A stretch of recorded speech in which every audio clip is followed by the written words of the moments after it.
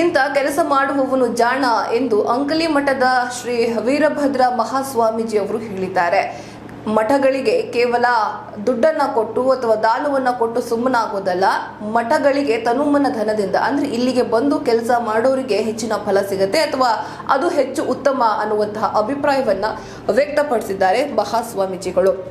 ಇನ್ನು ಅಂಕಲಿ ಮಠದಲ್ಲಿ ನಡೆದಂತಹ ಆಧ್ಯಾತ್ಮಿಕ ಸಭೆಯಲ್ಲಿ ಪಾಲ್ಗೊಂಡು ಮಾತನಾಡಿದಂತಹ ಅವರು ಧರ್ಮದ ಕಾರ್ಯ ಪ್ರಾಮಾಣಿಕವಾಗಿರಬೇಕು ಅಂತ ಹೇಳಿದ್ದಾರೆ. ಸರ್ವಧರ್ಮದ ಸಂಕೇತವೇ ವಿರೂಪಾಧೀಶ್ವರ ಮಠವಾಗಿದೆ ಎಂದು ಅವರು ತಮ್ಮನ್ನು ತಾವು ತಿಳಿದು ಬದುಕುವವನೇ ನಿಜವಾದ ಮನುಷ್ಯ, ಇನ್ನು ದುಶ್ಚಟಗಳಿಂದ ದೂರವಿದ್ದು ಸಂಸ್ಕೃತಿ ಹಾಗೂ ಸಂಪ್ರದಾಯಗಳನ್ನ ಸಾಧ್ಯವಾದಷ್ಟು ಜೀವನದಲ್ಲಿ ಅಳವಡಿಸಿಕೊಳ್ಬೇಕು ಅನ್ನುವಂತಹ ಒಂದು ಉತ್ತಮ ನುಡಿಗಳನ್ನ ನುಡಿದಿದ್ದಾರೆ. ಮಠಗಳಲ್ಲಿನ ಸಂಪ್ರದಾಯಗಳು ಸಿದ್ಧಿಯಾಗುವಲ್ಲಿ ಭಕ್ತರ ಪ್ರಯತ್ನ ಬಹಳ ಮುಖ್ಯ ಆಗಿರುತ್ತೆ. ಅವುಗಳನ್ನ ಪಾಲಿಸಿದ್ದಲ್ಲಿ ಶರಣರಿಗೆ ನಿಜವಾದ ಸಾರ್ಥಕತೆ ತಂದುಕೊಡುತ್ತೆ ಅಂತ ವೀರಭದ್ರೇಶ್ವರ ಶ್ರೀಗಳು ನುಡಿದಿದ್ದಾರೆ.